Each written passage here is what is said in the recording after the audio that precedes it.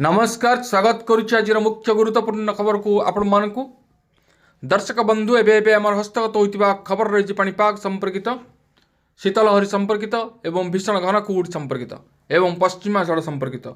राज्य को माड़ी आसुची पश्चिमा झड़ जानिबा तार प्रभाव ओडिशा उपरे किभଳି भाव रहिबो केउं केउं स्थान को पाणीपाग विभाग चेतावनी जारी करिछि एवं केउं केउं स्थान को भीषण शीतलहरीर संभावना रही घन कुहुड़ीर संभावना रही जानिबा से संपर्क में संपूर्ण विवरण मुझे आपको भिडियो प्रदान करी से आपने निश्चित भिडियो को प्रथम शेष पर्यंत देखिए जब भिडियो भल लगे पाखे लाल बटन दबाई निश्चित सब्सक्राइब करेंगे पाखे आसुवा बेल आइकन बजाइदेवे ऊपर आसुवा ऑल नोटिफिकेशन क्लिक करें भूलें जहाँफल ये भिडियो सर्वप्रथम आपण निकट में पहुँच पार तेज आसतु जाना आज पाणीपाग संपर्कित विशेष गुरुत्वपूर्ण सूचना को राज्य में पुणी हाड़भंगा शीत अनुभूत हो उत्तर पश्चिम तथा उत्तर दिगरु ठंडा शुष्क वायु प्रवाह बढ़ी आहरी शक्तिशाली यार प्रभाव में 17 तारीख जाए पूरा राज्य को थराइब शीत किंतु पश्चिमा जल प्रभाव में 18 रु मेघुआ रग यह तापमात्रा बढ़ाइबा सह शीत कमाइब पाणीपाग विशेषज्ञ यही भाव में पूर्वानुमान करिसेंति। राउरकेला झारसुगुड़ा पारद 5 डिग्री रही पारे बोली पाणीपाग विभाग आकलन करिछि। फुलबाणी में 6 अनुगुल केन्दुझर सुंदरगढ़ 7 डिग्री रहिबो पारद राज्यर अधिकांश स्थान में रातिर तापमात्रा 10 डिग्री तले बा एहाठारु सामान्य अधिक रही पारे। तेबे शुक्रवार आभ्यंतरीण और उपकूल ओडिशार अधिकांश स्थान में भीषण शीतलहरी अनुभूत हेबो बोली पाणीपाग विभाग पूर्वानुमान करिछि। देशर मध्य भाग में गुरुचाप बले सक्रिय रही एथिपाई उत्तर और उत्तर पश्चिम दिगरु ठंडा शुष्क वायु प्रवाहित हेउछि जलीय बाष्पर परिमाण भी कमिछि यह फल शीतर प्रकोप बढ़ी पारे बोली पाणीपाग विशेषज्ञ कहते।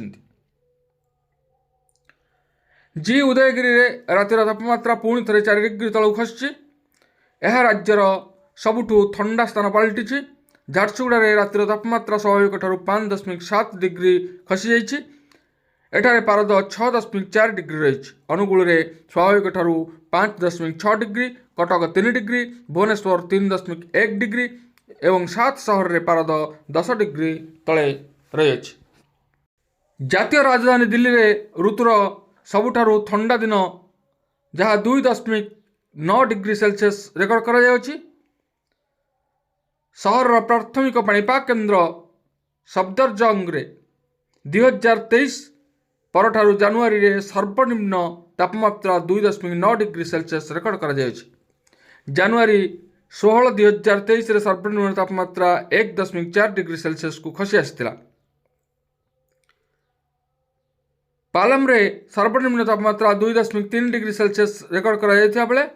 लोधी रोड रे पारद 3.4 डिग्री सेल्सियस रही। रिज स्टेशन सर्वनिम्न तापमात्रा 4.5 डिग्री सेल्सियस एवं आयानगर रे 2.7 डिग्री सेल्सियस रेकर्ड करा दिल्लीर समस्त पाणीपाग केन्द्र तापमात्रा स्वाभाविक ठारू बहुत कम रेकर्ड करा जहाँ सारा सहर में शीतलहरी स्थिति जारी रही सूचाऊ। गत 4 दिन धरी जातीय राजधानी में शीतलहरी जारी रही आसंता काली जारी रहिबो बोली आशा करा जाउछि। सर्वाधिक तापमात्रा प्राय 21 डिग्री सेल्सियस रही गुरुवार बा आज रही पाणीपाग केन्द्र केंद्रीय प्रदूषण नियंत्रण बोर्ड तथ्य अनुसार दिल्लीर वायु गुणवत्ता अत्यंत खराब वर्ग में रही वायु गुणवत्ता सूचकांक 349 रे स्थिर रही। तेबे ए थिला आजिर पाणीपाग संपर्कित एक विशेष गुरुत्वपूर्ण सूचना आज पुणी देखा आगामी भिडियो रे। धन्यवाद नमस्कार।